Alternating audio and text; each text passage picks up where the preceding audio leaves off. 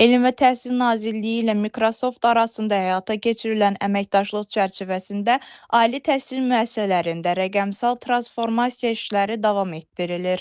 Sumqayıt TV xəbər verir ki, layihə çərçivəsində Sumqayıt Dövlət Universitetində Microsoftun lisenziyalı rəqəmsal həlləri istifadəyə verilib. Nazirlikdən verilən məlumata görə, həyata keçirilən əməkdaşlığın əsas məqsədi universitetlərin müəllim, tələbə və inzibati heyətin müasir rəqəmsal alətlərə çıxış imkanlarını genişləndirmək, tədris və idarəetmə prosesinə innovativ texnologiyaların tətbiqini sürətləndirməkdir. Qeyd olunub ki, ümumilikdə 20 ali təhsil müəssisələrinin Microsoft platforması ilə təmin olunması nəzərdə tutulur.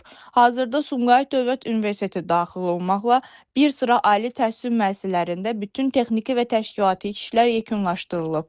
Məlumata əsasən, Microsoft Copilot kimi süni intellekt əsaslı alətlər müəllimlərə dərs planlarının hazırlanması, tədris materiallarının yaradılması və qiymətləndirmə prosesində əlavə imkanlar tətbiq edir. Bunun tədris keyfiyyətinin artmasına və müəllimlərin iş yükünün optimallaşdırmasına töhfə verəcəyi bildirilir. Nazirlik hesab edir ki, layihə ali təhsil müəssisələrində rəqəmsal bacarıqların inkişafı və innovativ texnologiyaların tədris mühitinə inteqrasiyası baxımından mühüm əhəmiyyət daşıyır. Gülnar Kərimova, Sumqayıt TV.